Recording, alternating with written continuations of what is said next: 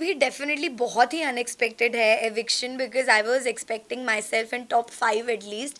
और जो लोग अंदर हैं मुझे ऐसा लगता है कुछ उन लोगों की जगह पे मैं थोड़ी ज़्यादा डिजर्विंग हूँ। This is what I feel when I was coming out of the house, but it's okay यार, होता है, जर्नी थी मेरी, बढ़िया रही, I am happy with everything. मुझे कंपेरेटिवली आयशा चली गई एक दिन पहले, मुझे कंपेरेटिवली लगता है कि विक्की भाई अगर इवन इफ वोटिंग प्रोसीजर भी हुआ तब भी मुझे ऐसा लगता है कि आप अगर विक्की भाई और मेरी फैन फॉलोइंग देखो तो उस बेसिस पे भी I don't know where things went wrong. जहाँ मुझे कम वोट्स आए या जो भी हुआ, जितना वोटिंग बेसिस पे ही हुआ है, जो भी एलिमिनेशन हुआ है, तो मेरे लिए भी बहुत शॉकिंग था। अगर आप लोगों ने एपिसोड देखा होगा तो मैं तो रजिस्टर भी नहीं कर पाई क्योंकि हो गया शायद इसलिए हड़बड़ी में, ना मेरे आंसू निकले ना कुछ निकला, मैं चली गई बस चुपचाप घर के बाहर सबको मिलके। तो हाँ, थोड़ा दुख हुआ कि फिनाले के इतने करीब आके रह गई मैं, थोड़ा सा, कोई बात नहीं। मुझे ऐसा बिल्कुल भी नहीं लगता है, बल्कि मुझे ऐसा लगता है कि दूसरों की गलतियां रजिस्टर की ही नहीं गई क्योंकि वो कहीं कोने खोपचे में छुप छुप के बोलते रहते थे। और शायद मेरी आवाज़ इतनी लाउड और इतनी क्लियर है कि मैं कुछ भी किसी को बोलती थी, या मैं कुछ बुरा बोलती हूँ या अच्छा बोलती हूँ तो वो बहुत ओपनली बाहर जाता था कि ओके अच्छा ईशा ये बोल रही है या वो बोल रही है। और मुझे कभी भी पूरे गेम में थ्रू आउट द शो अपने लिए बोलने के लिए कोई इंसान लगा नहीं है, क्योंकि मुझे हमेशा से ऐसा लगा है कि मैं खुद इनफ हूँ अकेली अपने लिए बात करने के लिए, कोई भी पॉइंट ऑफ व्यू है या कोई भी मैटर है। और जो रही पिछले वीक की बात, जो भी मनारा और मेरी चीज़ हुई, तो इन द होल शो किसी भी चीज़ की पहल मेरी तरफ से नहीं हुई है। मैंने कोई भी चीज़ पहले नहीं की है अपनी तरफ से खुद को विक्टिम दिखाने के लिए। मेरे ऊपर जब चीज़ें आई तो मेरे सिर्फ जवाब निकले, और शायद जवाब दूसरों के लिए इतने हर्टफुल थे कि उनका एक सिंपैथी कार्ड अचानक से शुरू हो गया कि अरे बाप रे, ईशा ने क्या ही बोल दिया।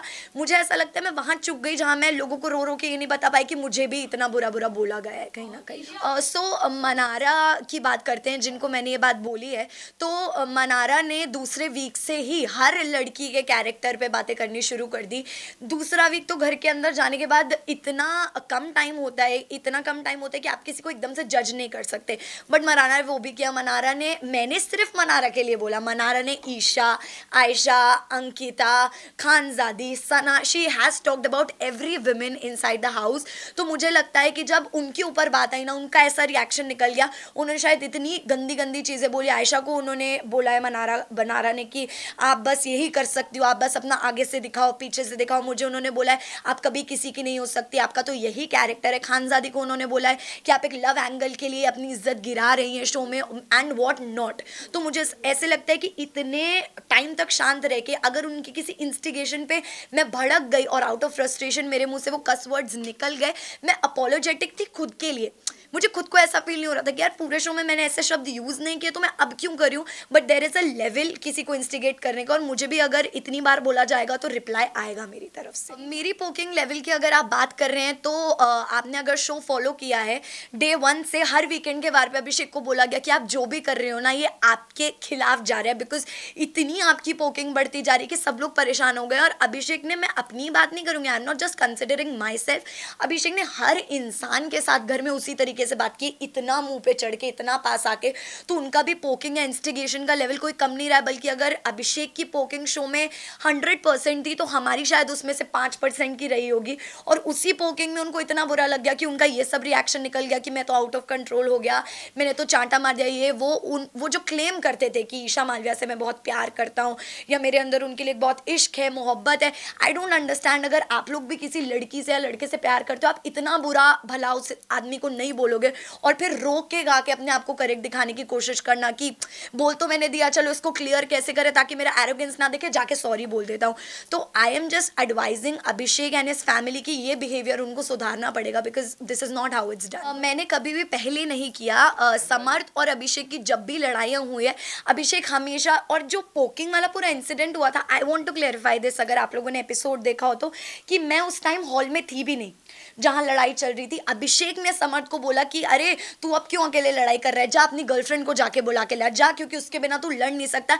ये स्टेटमेंट सुन के ही मैं बाहर आई हूँ कि अब तो मैं थी भी नहीं यार, आपने अननेसेसरी मुझे क्यों इन्वॉल्व किया। तो मैं इन्वॉल्व हुई, मैंने शायद पब्लिकली सबके सामने समर्थ की तरफ अपना प्यार और सपोर्ट दिखाने के लिए उसको वहाँ कुछ नहीं बोला। बट आप लोगों ने क्लिप देखी होगी जिसमें मैंने अलग से समर्थ को बोला कि यार प्लीज़ स्टॉप इट, शायद मे भी कहीं ना कहीं ज़्यादा लग रहा है, बट पब्लिकली मैंने नहीं बोला क्योंकि मैं नहीं चाहती थी मैं किसी अपने इंसान को इस तरह पब्लिकली कॉल आउट।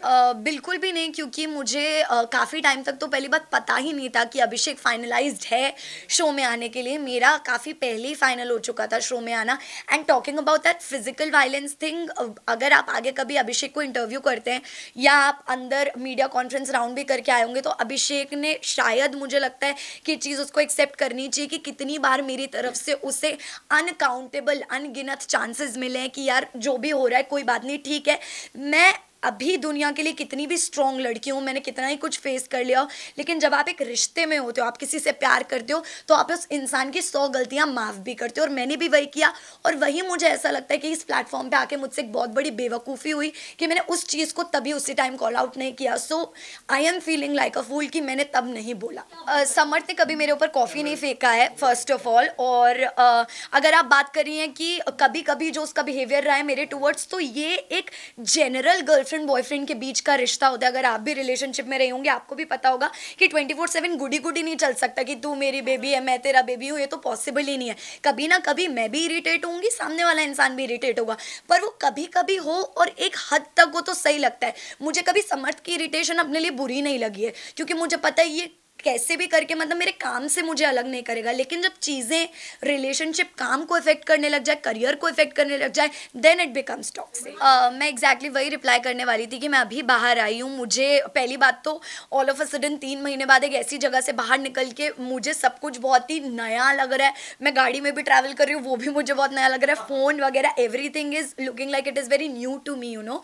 तो मैं इतना नहीं चला रही हूँ और ना मैंने ये सारी फुटेजेस देखी हैं, तो जब मैं देखूंगी तब मे बी मेरा परसेप्शन बनेगा उन बातों के ऊपर। नहीं नहीं, डेफिनेटली नॉट। वो कुछ मुझसे ऐसे बातें नहीं करता है। एंड आई एम श्योर मैंने वो वीडियो नहीं देखा है जिस वीडियो की आप बात कर रहे हैं, बट अगर ऐसा कुछ हुआ भी है तो आई एम श्योर कि फ्रस्ट्रेशन में उन्होंने, जैसे हम सिचुएशनली कुछ बोल देते हैं ना, अभी उससे वर्ड्स उन्होंने सिचुएशन पे वो बोला है। मेरे साथ कभी भी समर्थ का ऐसा पर्सनल एक्सपीरियंस नहीं रहा कि उन्होंने मुझसे ऐसे बात करी या बदतमीजी की है। देखिए, ये मेकर्स का एक अलग पॉइंट ऑफ व्यू होता है। हर सीजन में कोई कंटेस्टेंट सही होता है, कोई नहीं होता है, बट मेकर्स का एक अलग ओपिनियन होता है। तो मैं उस चीज़ को जितना सही कंसिडर कर सकती हूँ, मेरे पास उतना ही गलत कंसिडर करने का भी हक है। तो ये जो एक वर्ड यूज़ हो रहा है कि आप बीच में घुस जाती हैं, तो ये मैंने कभी यूज़ नहीं किया। जब अंकिता जी मेरी और समर्थ की फाइट सॉल्व कराने की कोशिश करती थी, या जब मेरी और समर्थ के बीच में प्रॉब्लम होती थी, Ankita ji was always there to solve the situation कि यार चल और ना बड़े बात। तो मैं उनके लिए भी ये वर्ड यूज़ कर सकती थी कि आप क्यों घुस रहे हो, पर मैंने कभी नहीं किया, क्योंकि मुझे इंसान के इंटेंशंस पता है। वैसे ही लोगों को चाहे कुछ भी लगे, बट मुझे मेरे इंटेंशंस पता है।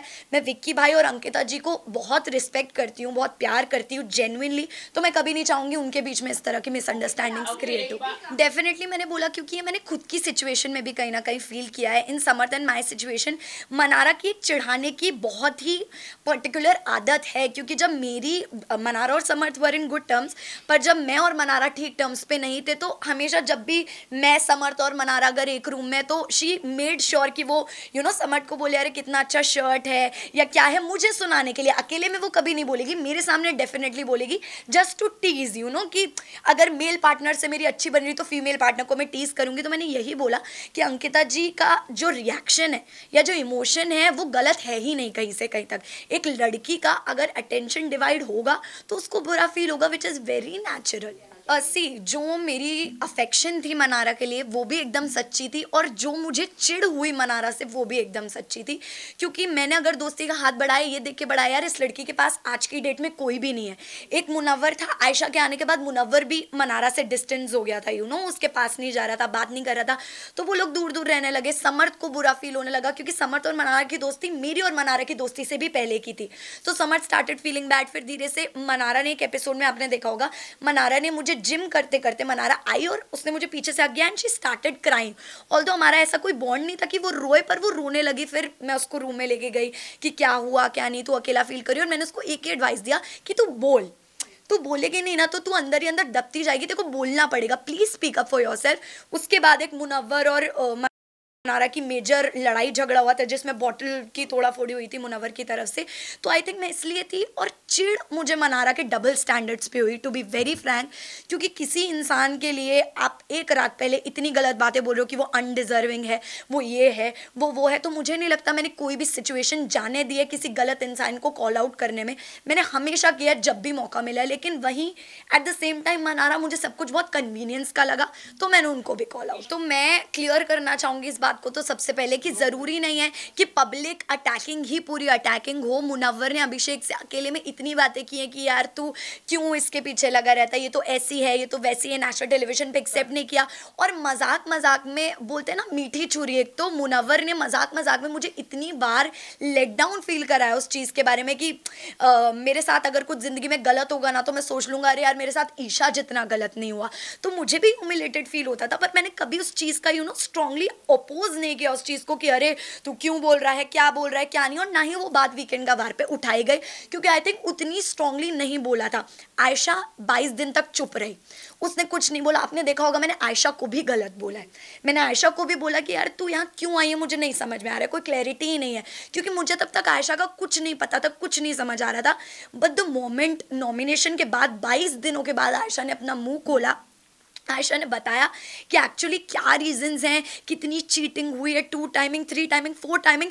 उस पर मेरा रिएक्शन था कि मुनव्वर जब मेरे साथ ही सिचुएशन आई थी तो मैं ऐसे दिखा रहे थे जैसे पता नहीं मैं किस कैरेक्टर की लड़की हूँ, या अभिषेक तो उससे दूर हो जाइए, सही लड़की नहीं तो क्या आप सही लड़की हो, मेरा आपसे ये सवाल है। अब एक लड़की जो बाहर से आई है वो और 3-4 लड़कियों का नाम आपके लिए जोड़कर लेकर आई है, जिसमें आप एक 2 टाइमर 3 टाइमर दिख रहे हो, तो वो भी सही नहीं है। और मैं उन लोगों से दुखी हूँ जो इस चीज़ को बढ़ावा दे रहे हैं, सपोर्ट करें, because this thing should not be normalised in the society. See womaniser जो शब्द है, मैं एग्जैक्टली विमेनाइजर में भी आप कह लो, या वो हमेशा एक अलग तरह से अपने शब्दों के जाल से लड़कियों को ट्रैप करते आए, क्योंकि ये कला हम सब ने उनके अंदर की देखी है कि वो कितने उनके शब्द इतने अच्छे हैं कि उनको ये बेसिकली आशीर्वाद है शब्दों का कि वो कुछ भी मैनिपुलेट कर देते हैं, शब्दों से किसी को भी फंसा लेते हैं। आयशा के साथ भी हुआ, पिछले शो में भी जो उनका रियलिटी शो था उन्होंने ये किया है। मनारा के साथ भी कहीं ना कहीं एक लव लाइकिंग फ्रेंडशिप चल रहा था।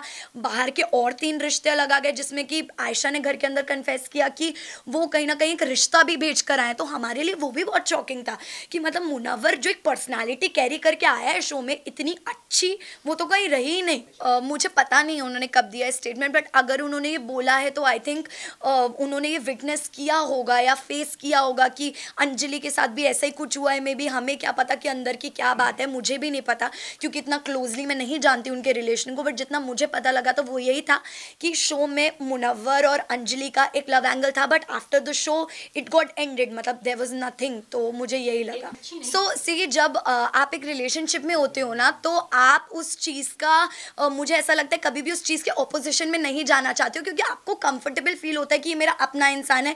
बट कहीं ना कहीं मुझे शायद मैंने इतना कंसिडर नहीं किया उस चीज़ को कि ओके नेशनल टेलीविजन है, other things are also going on, और मैंने सिर्फ समर्थ और मेरे रिश्ते की वो रिस्पेक्ट में, आउट ऑफ रिस्पेक्ट या आउट ऑफ लव आप कह लो, हमारे जो भी वो मोमेंट्स थे वो दिखाए गए, इन विच मुझे ऐसा नहीं लगता कि ये सोसाइटी में इतना गलत पड़ना चाहिए, क्योंकि मुझे जितना इक्वली कैरेक्टर के मामले में गलत ठहराया गया है उतना फिर मुनव्वर को भी ठहराना चाहिए, क्योंकि जो वो कर रहे हैं वो भी इक्वली बहुत नहीं, मुझे नहीं लगता है कि मुनव्वर जेन्युइनली ट्रॉफी डिजर्व करता है, बिकॉज उन्होंने पूरा शो सोते सोते निकाला है जेन्युइनली। और अगर आपने एपिसोड्स देखे, मैंने ये बात बोली है उनको कि यार मुनव्वर मतलब तेरा गेम मुझे ज़ीरो लगता है ब्रो, अगर तेरे फैंस ना हो, अगर तू एक नॉर्मल इंसान की तरह शो में आता तो ज़ीरो ही होता। मुझे नहीं लगता फैंस के अलावा कुछ भी, एक उसका आर्ट फॉर्म है जो भी है, स्टैंड अप कॉमेडी है जो भी है, उसमें वो बहुत अच्छा है, लेकिन अदरवाइज इट्स नथिंग। सी मैंने कोई इंटरव्यूज़ देखे नहीं है तो मैं इस चीज़ पे अभी कोई टिप्पणी देना ही नहीं चाहूँगी, क्योंकि ना मैंने घर पे इस बारे में बात की, ना मैंने कोई इंटरव्यूज़ देखे। अगर आप लोग फिर भी बोल रहे हैं तो मेरा टेक ये है कि अभी मैंने अपनी फैमिली को अपनी साइड ऑफ स्टोरी बताया ही नहीं है। जब मैं बताऊँगी वो कन्विंस होंगे, and I know as parents वो मेरी बात को एक्नॉलेज करें।